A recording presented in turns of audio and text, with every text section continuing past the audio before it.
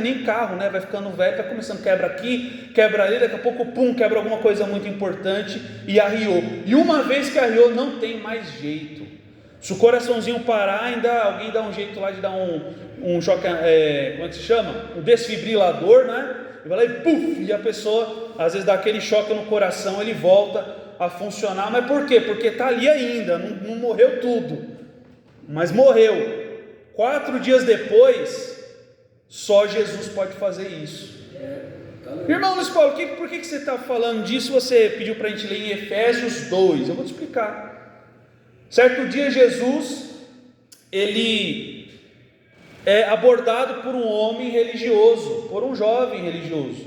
Ele fala assim: bom mestre, o que eu faço para herdar a vida eterna? O que eu faço? E aí ele fala assim: você conhece os mandamentos? Conheço. E eu tenho seguido isso, eu tenho observado não é no sentido de ver, de observar, né? Observar nesse contexto é fazer. Eu tenho procurado fazer isso desde a minha mocidade. Eu tenho procurado fazer isso. Muito bem, parabéns, bom menino. Agora você vai lá, vende o que você tem, dá aos pobres e aí você me segue. Aí vai estar tudo certo. Porque a pergunta daquele homem já estava errada. A pergunta dele era o seguinte: o que eu tenho que fazer para ser salvo? O que eu faço para ser salvo? Irmãos, o que a gente pode fazer para ser salvo? Absolutamente nada. A salvação é algo que está muito além da nossa capacidade de fazer, de alcançar alguma coisa. Se alguém cumpre os mandamentos de Deus, essa pessoa cumpre por juízo, porque ela entendeu que é necessário obedecer a Deus, não é por alguma coisa que ela deva depois merecer e abordar a Cristo e falar: olha, agora eu já fiz o que o Senhor mandou, agora me salva, por favor, agora eu tenho direito à minha salvação.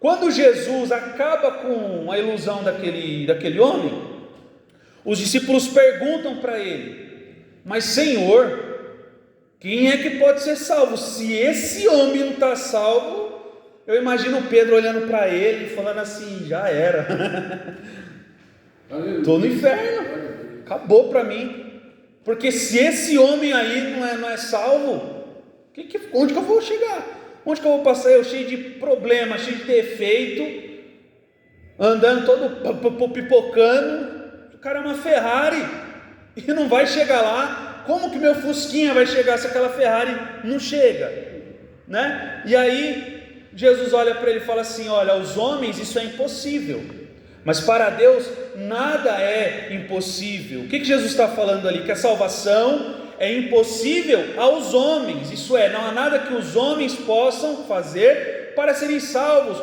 mas para Deus tudo é possível. Assim como ressuscitar um morto é impossível para um homem, mas para Deus tudo é possível. E o que é que Jesus fala para a irmã de Lázaro nesse texto? Ele fala: olha, você crê nisso? Eu sou a ressurreição e a vida depende de mim, você acredita nisso? Aleluia. Glória a Deus. No outro texto ele diz assim: olha, a salvação depende de mim, você acredita nisso?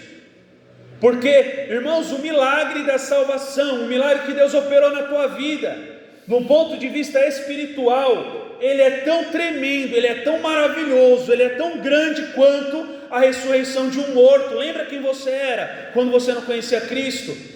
Lembra como é que funcionava a sua cabeça? Lembra como que eram os seus pensamentos? Lembra como eram suas atitudes? Lembra como era o seu caráter? E aí você começa a pensar agora, compara com esse ser maravilhoso que Jesus fez. Não é um milagre?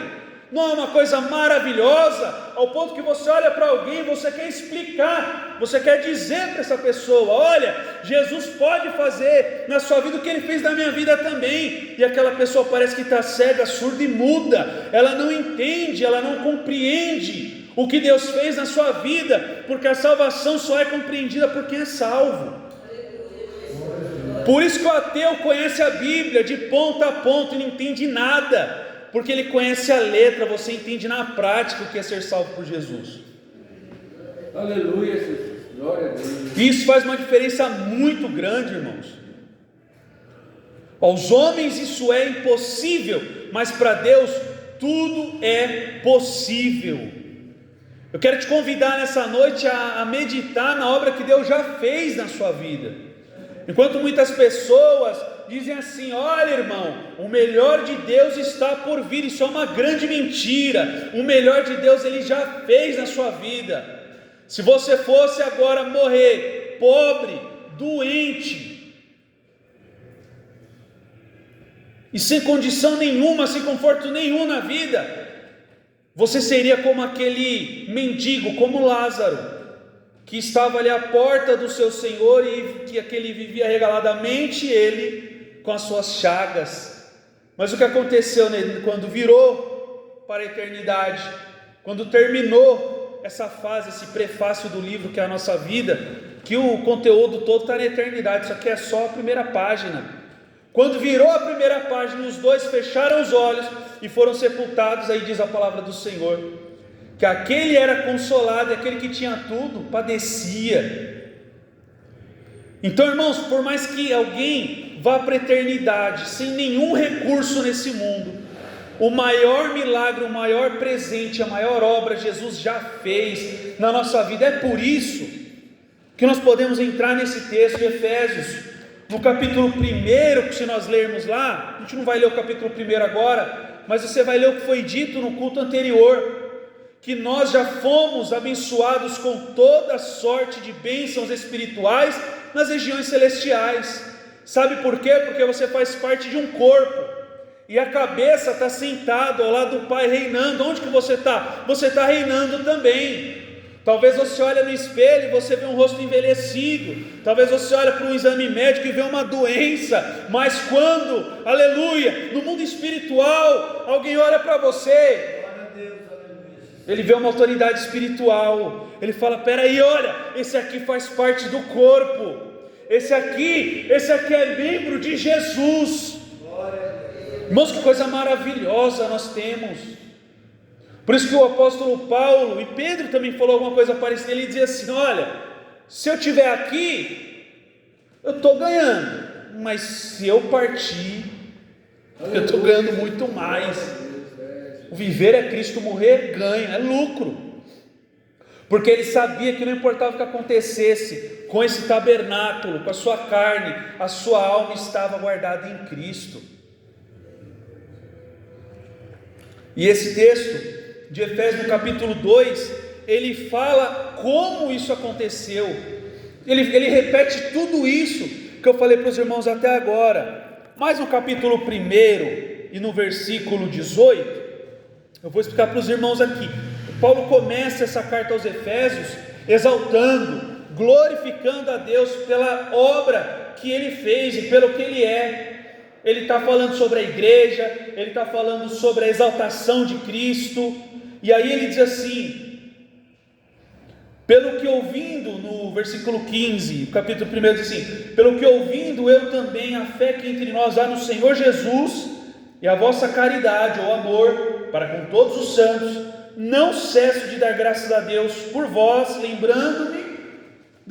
lembrando-me de vós nas minhas orações, para que, Paulo está falando, olha, eu oro por vocês e tem um motivo porque eu oro para vocês. Ele diz assim: para que o Deus de nosso Senhor Jesus Cristo, o Pai da glória, vos dê em seu conhecimento o espírito de sabedoria e de revelação. Ele está falando, olha, tem alguma coisa que eu oro para que Deus esclareça para vocês, que só dá para entender com espírito de sabedoria e de revelação.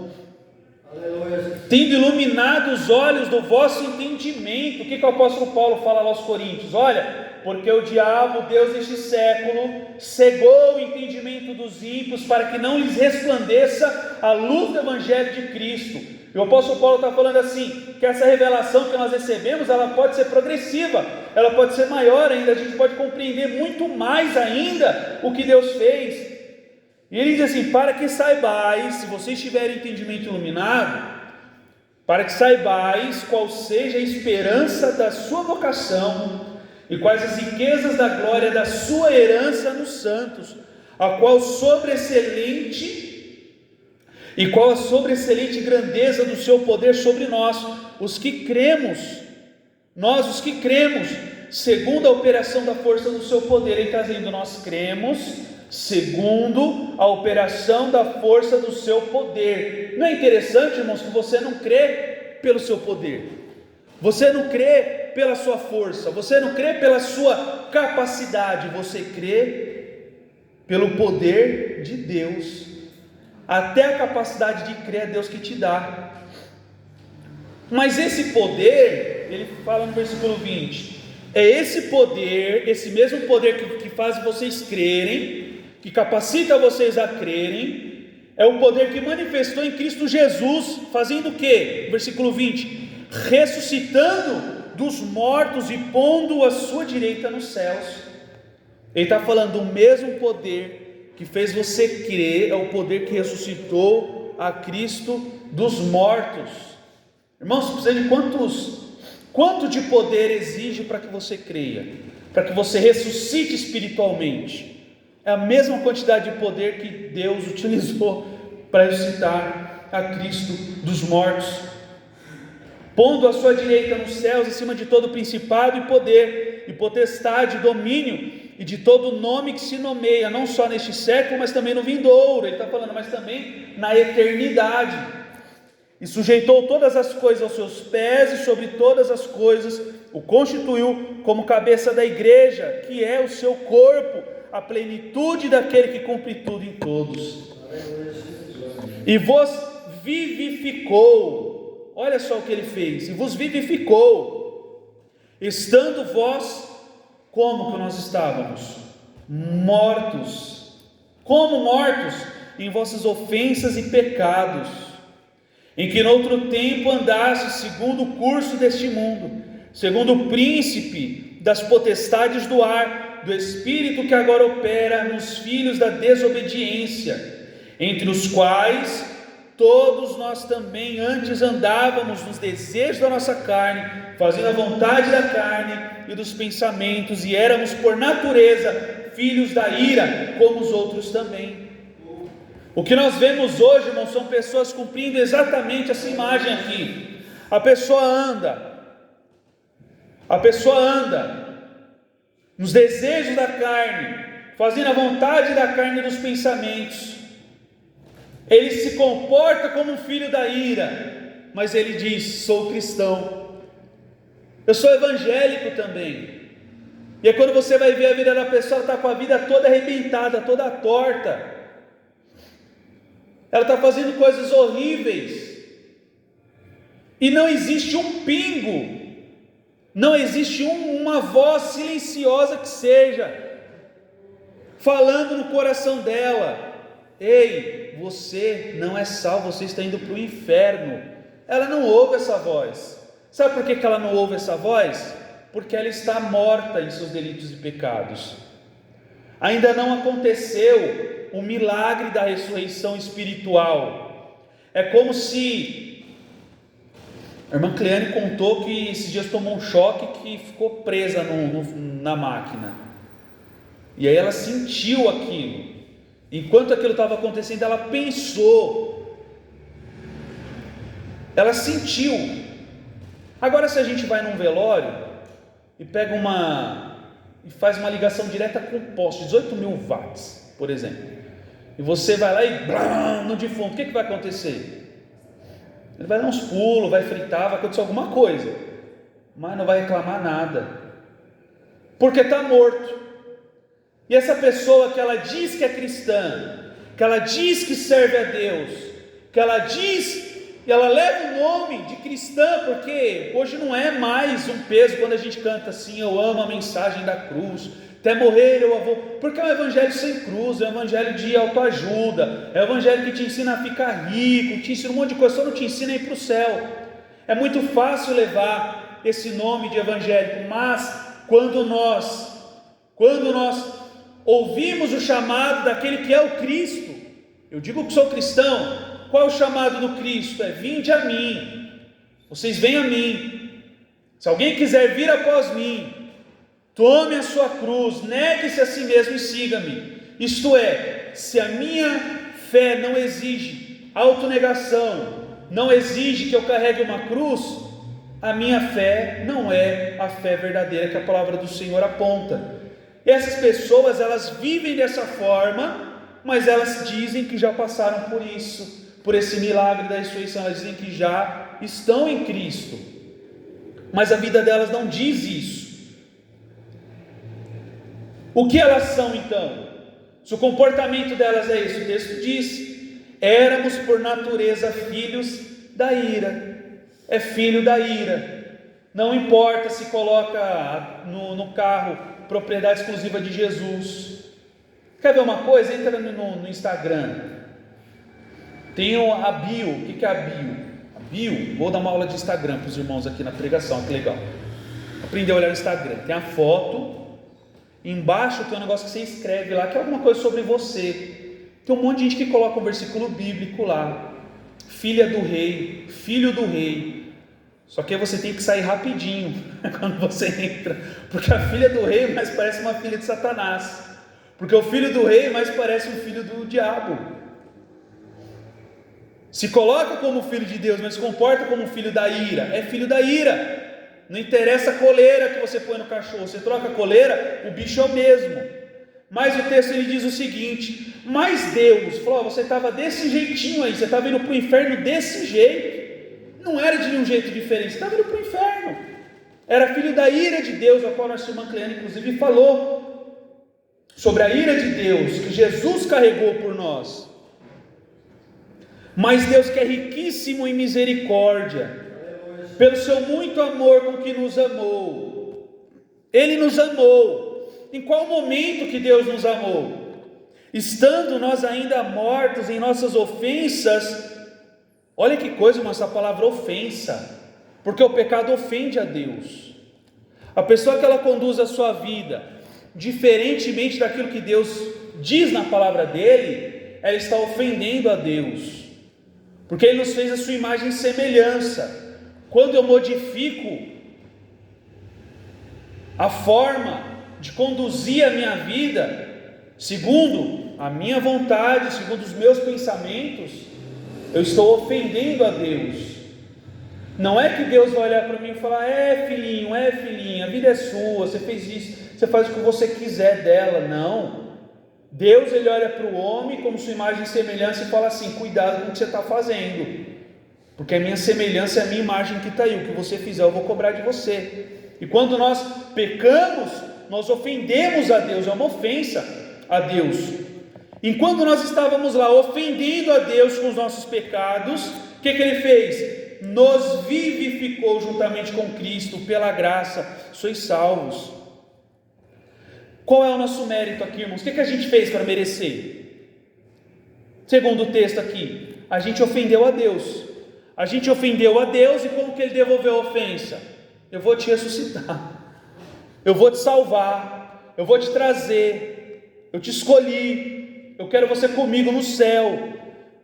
E para nós não resta nada de mérito. E nos ressuscitou juntamente com Cristo, ou com Ele, e nos fez assentar nos lugares celestiais em Cristo Jesus. Você está aqui assentado no banco de uma igreja, mas em Cristo Jesus você está sentado nos lugares celestiais. Para quê? Para mostrar nos séculos vindouros, isso é, na eternidade, as abundantes riquezas da sua graça, pela sua benignidade para conosco em Cristo Jesus. É como se o prazer de Deus fosse assim. Lá na eternidade Ele vai olhar, de repente ele olha e fala assim: está vendo aquele ali? Aquilo ali não valia nada, estava morto nas suas ofensas e pecados, aquilo só me ofendia, mas eu sou tão bom que eu salvei ele. Não é isso que o texto está dizendo? Para mostrar nos séculos vindouros as abundantes riquezas da sua graça, pela sua benignidade para conosco em Cristo Jesus. Porque pela graça sois salvos. O que é a graça? O favor de Deus por nós.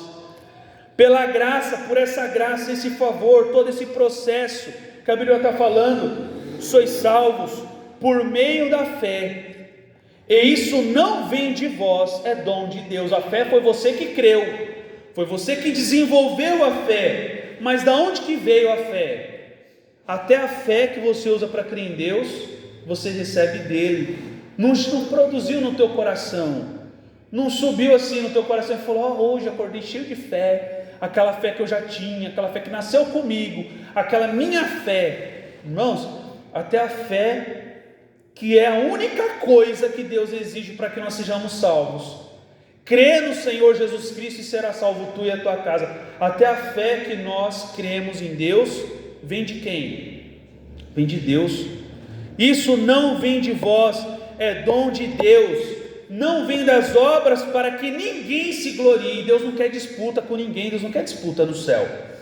Ó, tá vendo ali, ó, a irmã Laís. Sabe por que ela chegou aqui? Por que você chegou aqui? Eu encontro a irmã Laís lá no céu. Irmã Laís, você aqui? Aí ela fala: irmão Luiz Paulo, que surpresa, né? Eu falo: eu cheguei, você chegou também, né? Cheguei. E aí, como é que você chegou? Eu cheguei porque eu era a melhor crente da Assembleia de Deus de Missões. Eu era modelo. Eu não errava não. Nunca entrei na tesoura. Eu falei: eu já entrei. Nunca fiquei de banco. Eu já fiquei. Irmãos, Deus não quer disputa no céu. Deus quer no céu um monte de gente que olha e fala assim: cheguei, graças a Deus. Deus é glorificado quando um pecador é transformado, redimido, restaurado, e ele começa ali agora a ter prazer na vontade de Deus. E quando ele chega no céu, mesmo ainda pecador, porque nós só vamos parar de pecar definitivamente quando a gente for transformado. O apóstolo Paulo, ele fala lá, eu já vou terminando, na sua epístola aos Coríntios, ele diz o seguinte: aquilo que e quando ele fala que quando Jesus voltar, aquilo que é corruptível, passível de corrupção, vai ser transformado naquilo que é incorruptível, e aquilo que é mortal vai ser transformado naquilo que é imortal. Aí a gente vai fazer um desaforo, a gente vai dizer para a morte: onde está, a morte, o teu aguilhão? Onde está, ó morte, a tua vitória? Tragada foi a morte pela vitória. Nesse momento, irmão, você está selado, acabou, você não vai pecar nunca mais. Enquanto isso não acontecer, você continua aqui errando, tropeçando, levantando, catando cavaco no chão, falando: eu vou chegar no céu de qualquer jeito. E você vai chegar no céu. E quando chegar lá, você vai dizer: eu não merecia. Só vai chegar no céu aquele que diz: eu não merecia, porque a glória tem que ser toda para Deus. O que ele diz aqui em cima? Ele diz que tudo isso é para mostrar nos séculos vindouros as abundantes riquezas da sua graça pela sua benignidade para conosco em Cristo Jesus. Porque pela graça sois salvos por meio da fé, e isso não vem de vós, é dom de Deus, não vem das obras, para que ninguém se glorie. Ninguém pode se gloriar diante de Deus pela salvação, porque somos feitura sua, criados em Cristo Jesus para as boas obras, as quais Deus preparou para que andássemos nelas. Luiz, e as boas obras, como que fica? Se a gente não pode fazer nada para ser salvo, então agora eu vou pecar à vontade, porque está tranquilo, né? Ele está falando: olha, você pode não ser salvo pelas suas obras, mas você é salvo para as boas obras. Você é salvo para que você possa, porque se você não fosse salvo, você nem poderia fazer as boas obras, que são boas diante de Deus. Mas agora que você é salvo, você pode fazer essas boas obras, glorificando a Deus, exaltando a Deus, porque isso é fruto da tua salvação, não é o motivo pelo qual você vai ser salvo. Irmãos, todas as religiões ensinam um caminho para a salvação, para a evolução, por meio das obras. Você tem que fazer isso.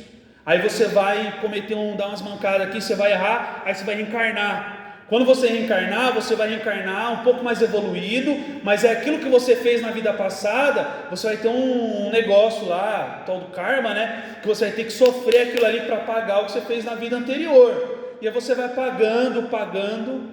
É um esforço inútil do homem de se salvar. E a palavra do Senhor está dizendo: olha, aos homens isso é impossível, mas para Deus tudo é possível. Amém, irmãos? Que essa palavra reverbere no nosso coração. Tem muitos lugares que, irmãos, já não se prega mais isso.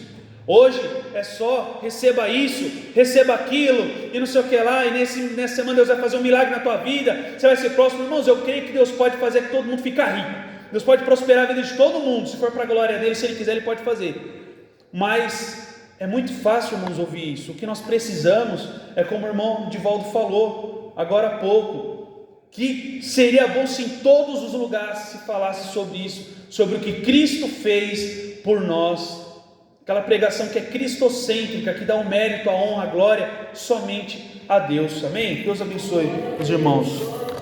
Agora